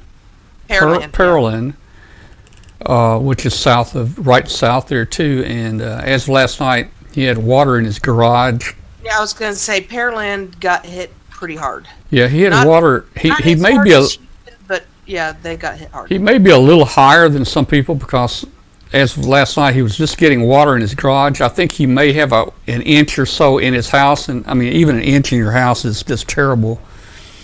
But that's probably better than 4 feet in your house. But still, who wants it in your house? So anyway, we wish him the best down there. I've tried to listen on all the HF bands, the Hurricane Net, and different things, and I really haven't heard any on the air. I haven't heard any calls for evacuation or help or anything like that, which is kind of interesting with this. I thought I would have heard something. Now, back during Katrina here in Memphis, we had a family that contacted us. They'd driven up here from New Orleans. They contacted us and had lost track of their daughter. She worked at a TV station. And I was actually able to contact the TV station by ham radio, and we got them an update on their daughter. The people were sleeping at the TV station. That was during Katrina. But I haven't heard any of that kind of things going on right now with the Texas flooding. Yeah, I know that they did put out a call for local hams that were available to come and help with, sit in with the first responders because they were having communications trouble. But as far as doing anything on HF, I don't know of anything. All the emergency calls have been handled by 911. Yeah. Hey. 911 and 311. I see Jordan in here. Jordan, are you the Jordan I know? Yeah, he's a Jordan that we know. That's the Jordan. There he is. He looks different. He don't have his hat on. Jordan, so wave at us, Jordan. Wave at us. All right. Oh man, I still miss Huntsville. That was a great. It's just I want it to be again. I want it to be again next month, man. Teresa, how do you like Huntsville? I love Huntsville. Man, I do too. I love the people at Huntsville. I think they need to do it at least every 6 months. That would be nice. That would be fun. I think the same about Dayton. Oh man, I don't know if I could take Dayton every 6 months. I could take Huntsville's a lot easier on our body. I don't know why. I mean, because it's indoors. Man, we drive in and hey, we're surrounded with people. Don't touch anything. We'll unload it. We'll set it up for you. We'll give you food. You need anything, I mean, That's how we try to do it. Yeah. We try to keep it that way. Oh man. Somebody asked, they thought I won a couple prizes. I did win a few prizes this year. Yeah, you won a few. Actually, I won. You did. Hey, Teresa won 4. Yeah, so did you. Well, I wasn't going to say that, but yeah. Oh, hey, you know what? I won one here. I think it's wrong. I don't know. I may be looking at this wrong. I may be looking at this wrong, but I won one of these tape measures that has the quarter wave and the antenna measurements on it, and there's something here not right. I mean, 19 inches. That's a 2 meter quarter wave. That's correct.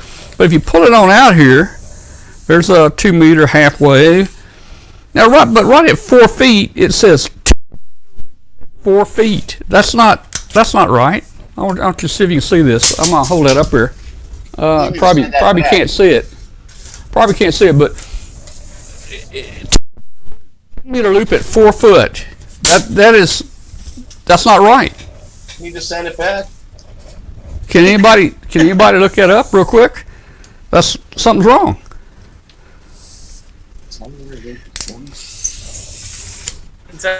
Tell you. To be honest, I was questioning it myself when I saw it, and I was just like. Did you see that, Jordan? Did you see it too? I saw it, and I thought that sounded a little short, but I don't know that much about doing antennas. Well, look. So. 10 meters, and that's supposed to be for a full. I think it said a loop. A loop's full wave loop. 4 foot. Okay.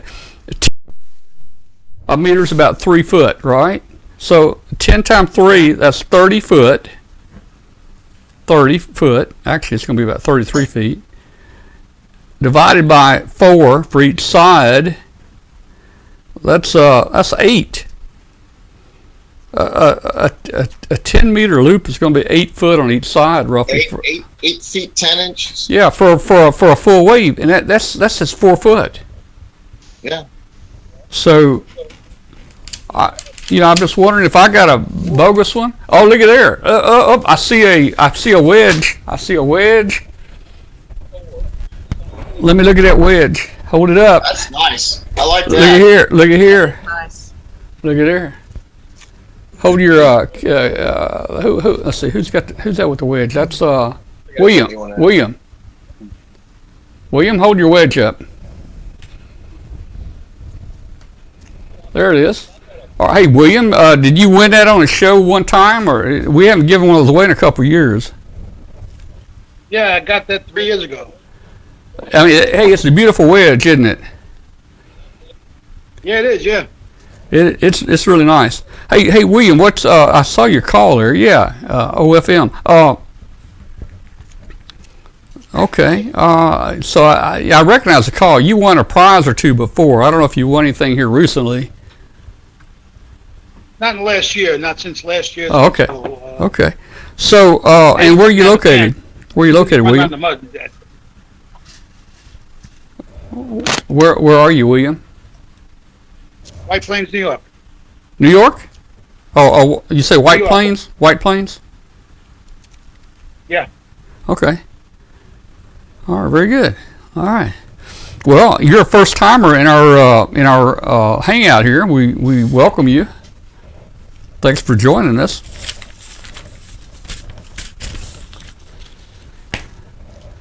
And Looks like we got 10 in here. Full house. how many we got in here? Let's see. We don't have but You count them up. I 2, thought I 3, counted 4, 5. I only see 7.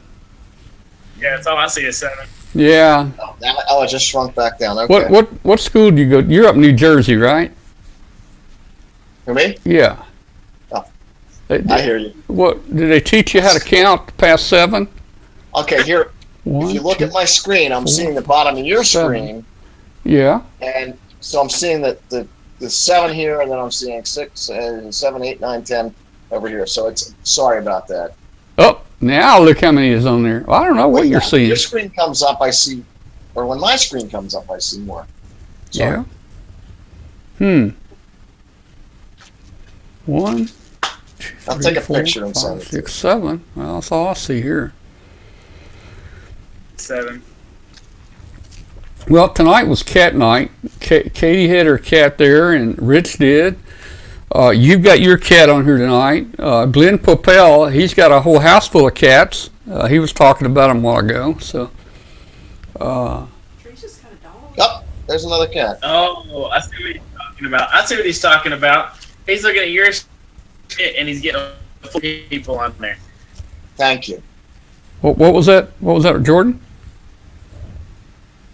Your screen and his. So like there's 10 people. Oh, when I talk or something, does it put more people on? No, it's the same people. It's just it's showing a double. It's showing what is double you see on your screen and what he sees on his screen. Oh, thank you. Yeah, I don't. Yeah. No, I got confused. I don't know how that happens.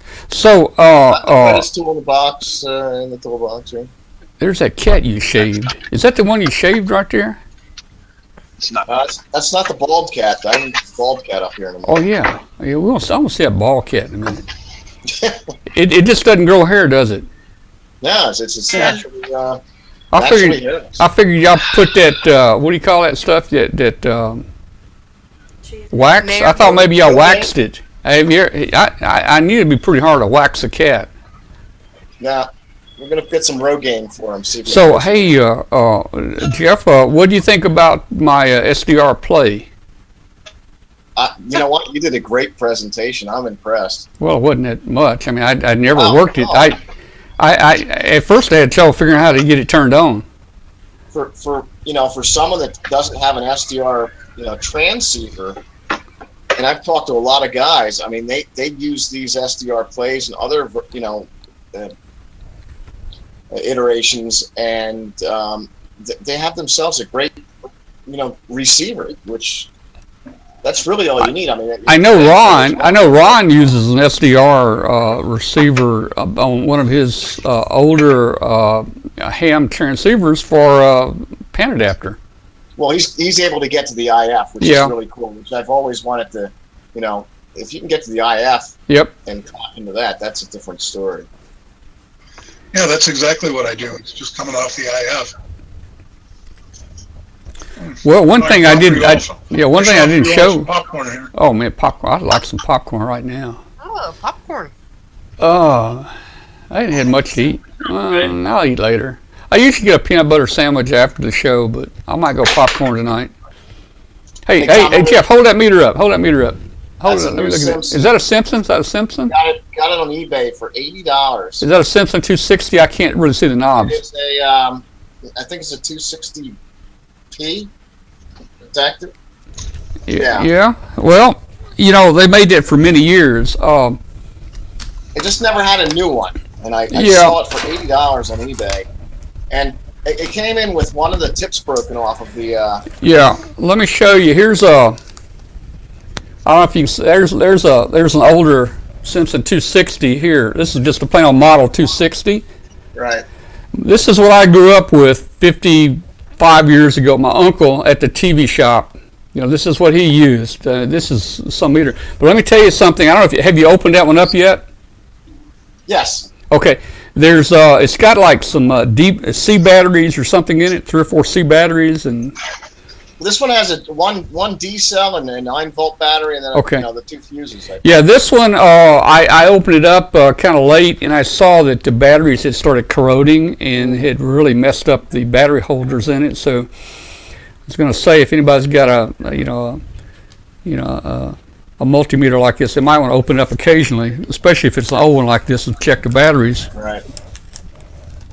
But I'll tell you what, this guy on eBay, he got about 3 of them, for $80, and that's a really good price on the 260, brand new 260p. It's got the little circuit breaker in it, but one of the probes came broken. Yeah. With the tip broken off, and I just wrote him and I said, one of them broke, and he just sent me two brand new probes, the black lead and the red lead, which I thought, what a great eBay guy, because I looked to replace these online, and these are $40 a piece $40 for the set of probes, man. and he just sent. Well, you could have bought some cheapies out of China, but don't touch high voltage with them. Hey, news alert! News alert! Special announcement: we hit 6,000. We hit 6,000. Nobody's. All right. Nobody's saying anything.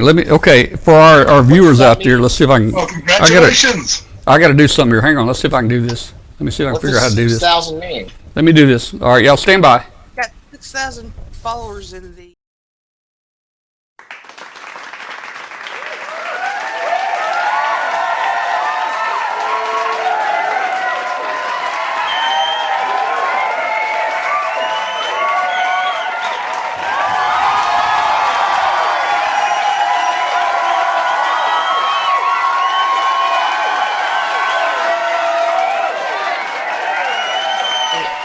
Hey, Ron, that's one of the older. That's just a plain old 260, isn't it? Let me tell you, it's a 260 Series 7, or whatever that means. Oh, okay. All right. Well, they made those things for a long time, long time. That's a good meter, man. Great meter. Oh, this is Series 8P. I'm sorry. Where do you see the 8 on there? Where do they put it? It's right under the 260. It says Series 8P. Oh, let me see it. Stamped on it's stamped on the bottom there. Let's see. Let's see what this one is. This is a.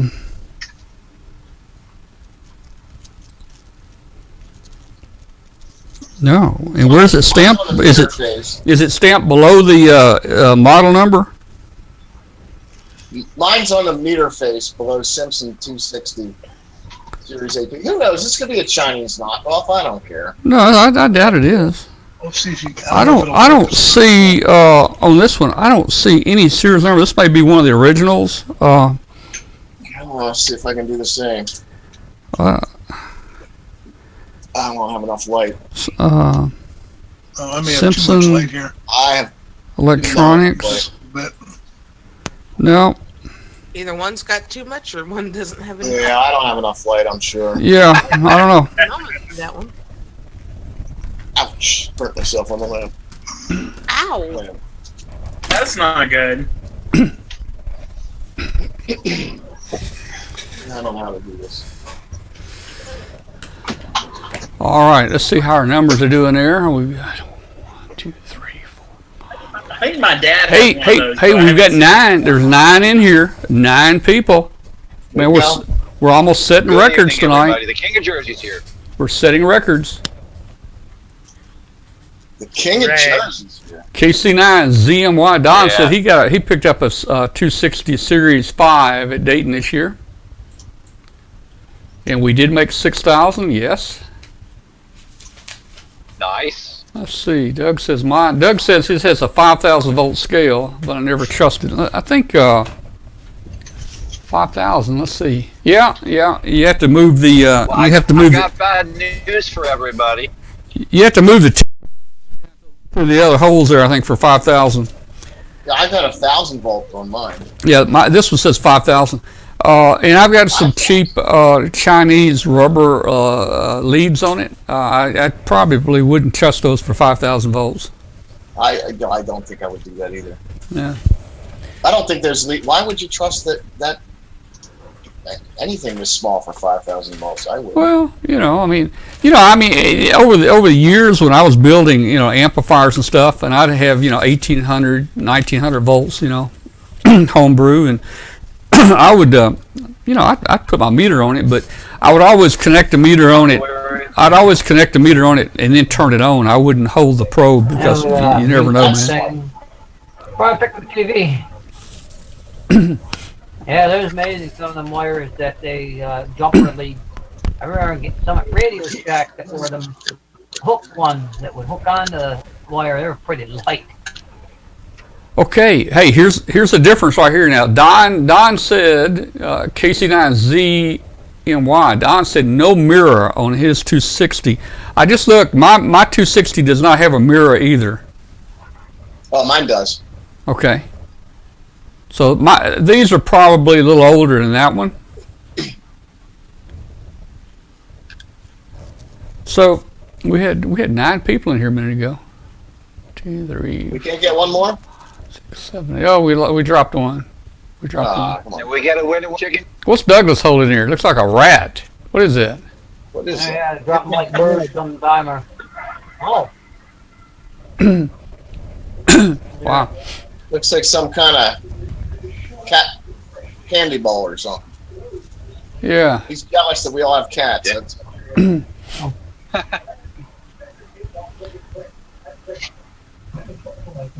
I'm a little confused with Eric. Eric, where are you? Are you Hey. outside in the car driving? Hey guys, I got it. I'm in my car on my way to work, fortunately, and I just That's cool. I just took myself off the FT8. I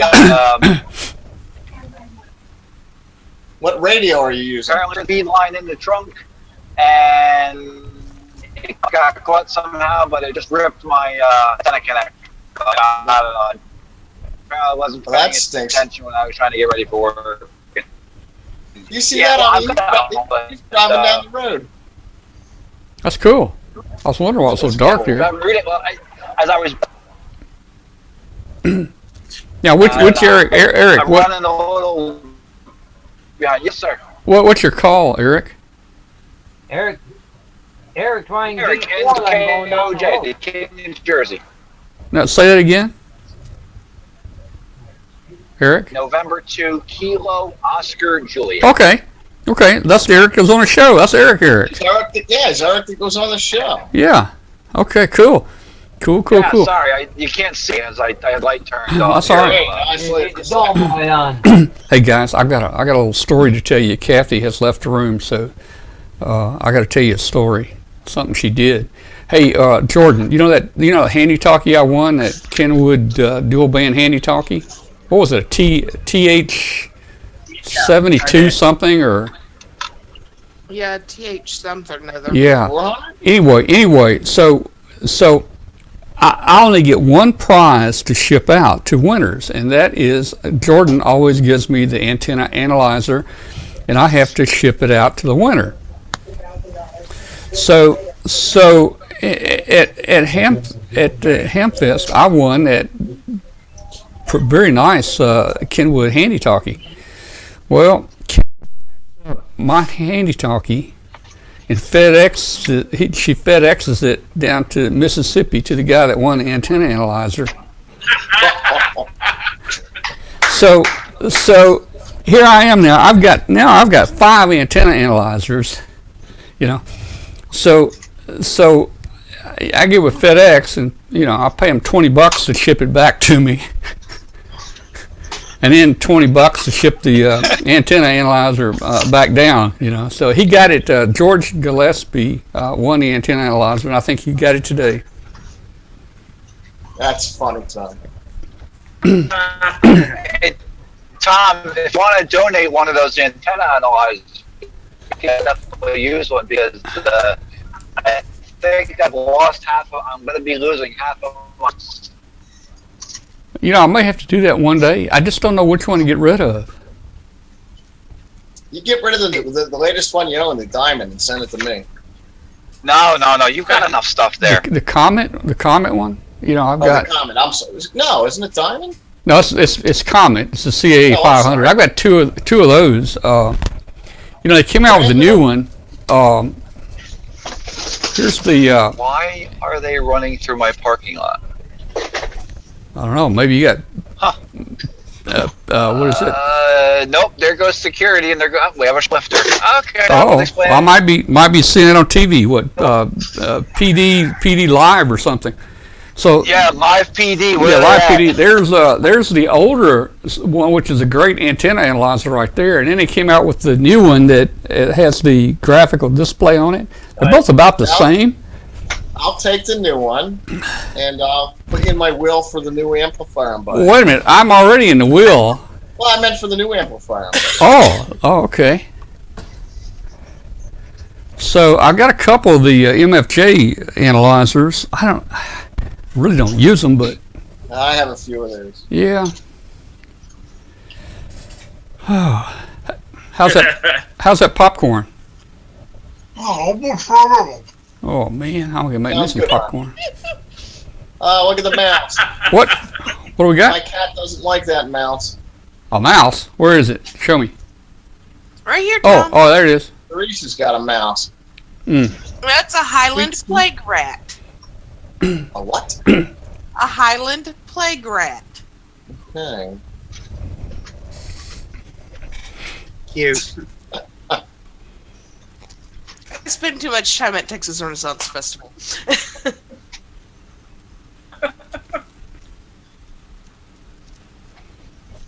Or Andy We're gonna be said. getting all that Harvey mess here in the next couple of days up here in Huntsville. Yeah, let's just hope it keeps moving and you don't have to put up with what we're putting up with. Well, our the TVA is actually lowering 4 of the lakes on the river to help with water storage when it gets here. Well, Hey, you know, y'all are doing this smarter than our guys did. this tropical storm, if you've looked at the map, the track, it's going to come right dead center to Memphis. Now, of course, it's not going to be anything like they've had down there, but I anticipate we'll probably get a lot of rain from it. I think y'all get a little bit of wind too, Probably but it's not will. going to be like yours. Yeah, that's the funny thing when I seen it coming up, falling right up Mississippi River. There's enough water there in the Mississippi, and it's going to get more. Yeah. You think it'll get stronger because of the Mississippi water?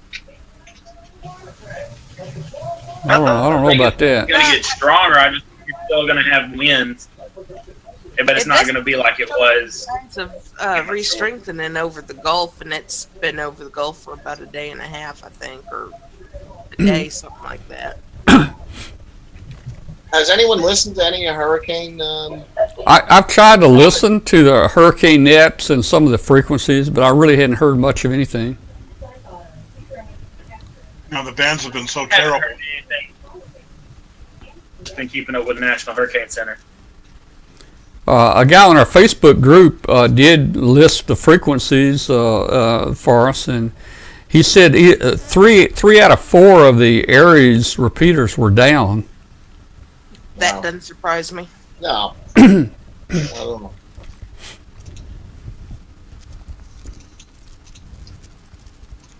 Considering how bad everything is, I'm actually surprised they still have 911 capabilities up right now. They've even had to go and evacuate the medical center again. Oh yeah, the water got in the basement of Houston Hospital and generators that they had running. Yep. Did any of y'all see the picture of the old folks home and the women sitting in water up to their waist just knitting? Have y'all seen that picture? Yes, my wife showed me that today. And then there's another picture on today on Twitter. The side-by-side picture, it shows, it was terrible seeing them sit like that. And then there's a picture right next to it of them in all new dry clothes and in a nice facility somewhere. So it was a side-by-side picture of the same people.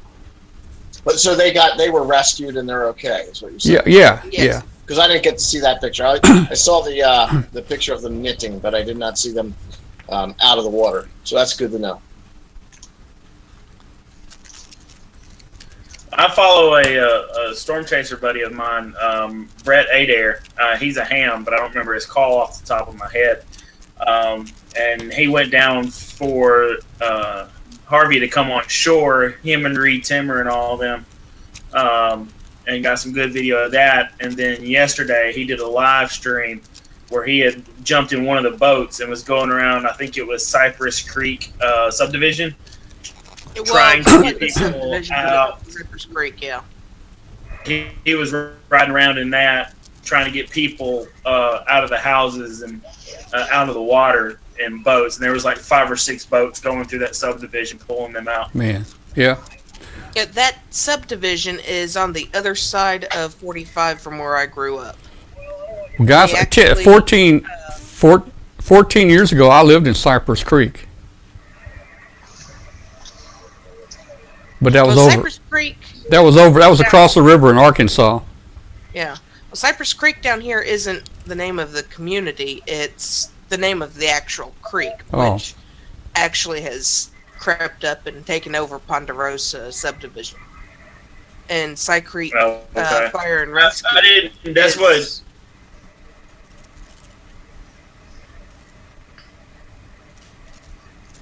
There's Go ahead, Ponderosa and Cy Creek Fire and Rescue that both work out of that area. I wasn't sure if that's the actual subdivision. That's what Brett put on his feed when he went to do it.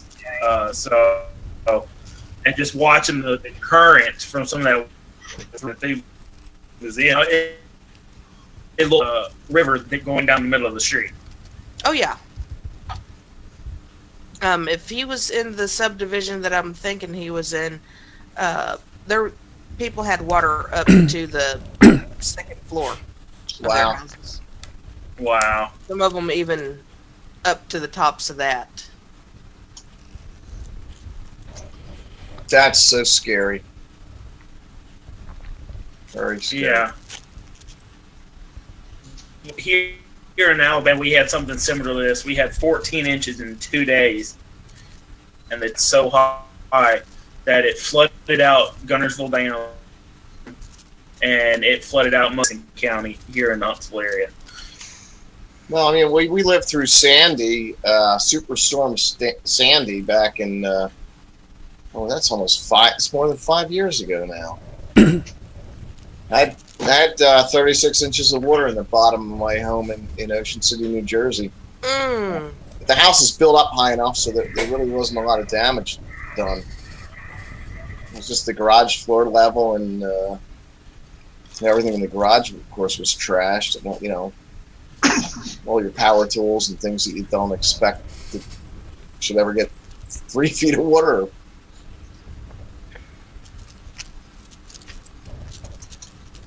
Hey, Ron, what you looking at there? Yeah, I'm just looking at my that SDR dongle that I'm using as a pan adapter. And I'm thinking to myself, what the heck is this guy trying to prove? I don't know if you can see this, but when he comes on here, a sideband on 20 meters, the guy's out there at like 4.5, almost 5 kc wide. There he is. Oh yeah. Good grief. It's like, what's with that? You know? I would have to go probably 48 feet to do it correctly. Maybe he's a mobile sitting out in front of your house. No, he's not that strong. Oh. But what's he doing all the way the heck out there at, you know? I understand. It seems to be working great.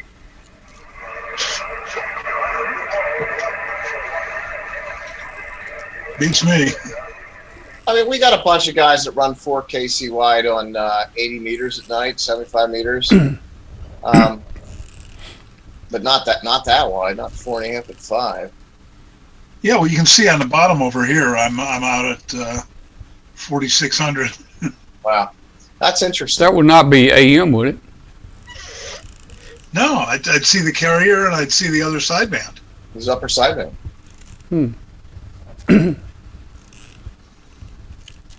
Well, I'm going to go to bed. And Tom, here's one thing I'm not going to leave in my will for What's you. that? That's my gold-plated PL 259. I got one of those just like that at Dayton. I know you do, but Yeah.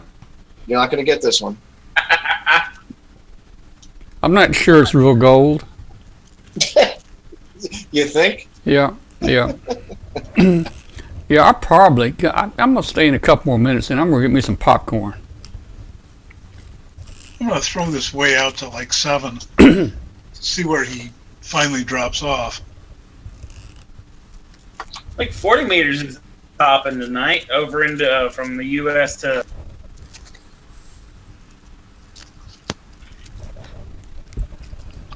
Yeah, you can see on the audio waterfall, he's out there at about 45.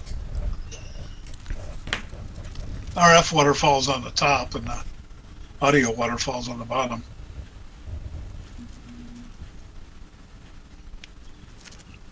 Now, I'm not looking at this is not looking at an antenna. This is looking at the first IF, at the 70 meg IF of this 30-year-old ICOM I got here.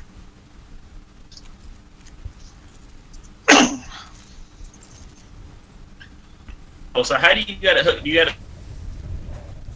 it. Well, the rig didn't have an IF output, but it had a transverter jack that I wasn't using for anything, so I just went in there and disconnected the transverter jack from the board. I suppose I could have mounted a different jack on the back of the radio, but I didn't want to drill any holes and fill the radio up with metal shavings. So I cut the transverter jack loose from the board. Oh, Ron, what frequency? What frequency is that? And a resistor into the 70 meg IF.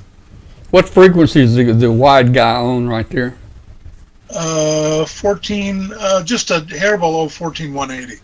Yeah, KM4ZJL asked if he was on 14180. He must be hearing him too. Oh, this guy is a good 20 over here.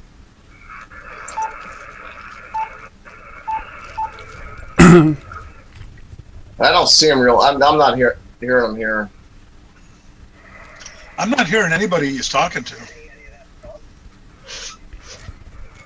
But I'm not seeing any big signal in Philadelphia area. Can't hear him because my laptop hooked up. It's got my noise floor above S9, so I'm not hearing anything on 20 meters. Now this guy's got a normal looking signal. Yeah, I see him a little bit. The other guy is out I would check, 4.5. but whoops. As you can see, I'm... You dropping your camera, Teresa? No, that was my mic. I'm not going to hear too much of anything at all. Not until I get some power run. Well, I think I'm not seeing much of anything else going on 20 here. 75 looks pretty good in my area. So as soon as I unplug my laptop and turn it off and unplug it, I'll be able to hear anything and everything. I got this hooked up where got Ham Radio Deluxe running over here, and the DDE interface is passing the frequency back to the pan adapter. Otherwise, I'd just be seeing the 70, the frequency range here wouldn't show me where I really am. The guy on 14180 is IF of the radio. The guy on 14180 is in Arizona. Oh, okay. Let's see. Can I get down here on 75? Right? Oh, there's 40.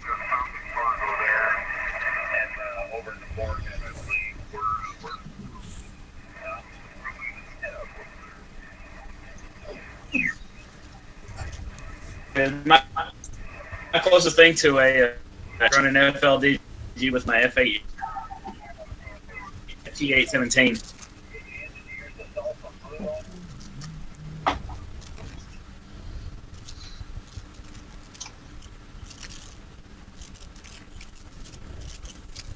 Well, guys, I'm gonna get out of here.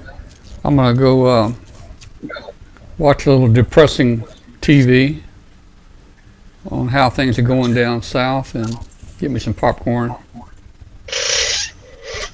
I hear you, Tom. All right, have a good night. Good night, Tom. All right, guys. See you. Thanks for joining the show tonight, everybody. Good night, Tom. Yeah. Put my camera back on and let you look at my ugly face instead of. Y'all can stay and hang out as long as you want to. All right. So, well, there's another show, another Tuesday night. So, we'll see how it goes. We've got a few people still hanging around in the chat room.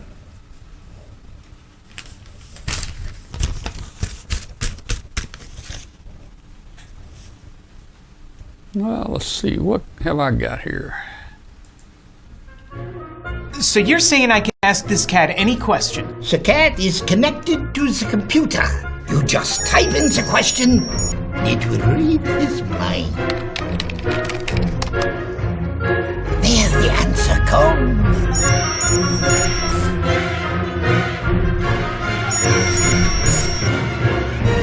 You're the man! I've been looking for this for weeks.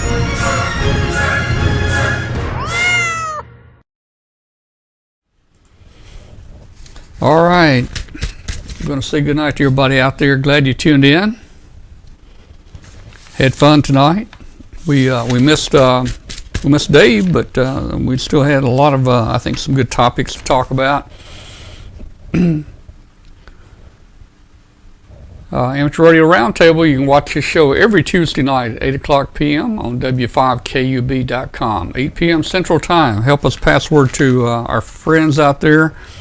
We hit 6,000 people tonight.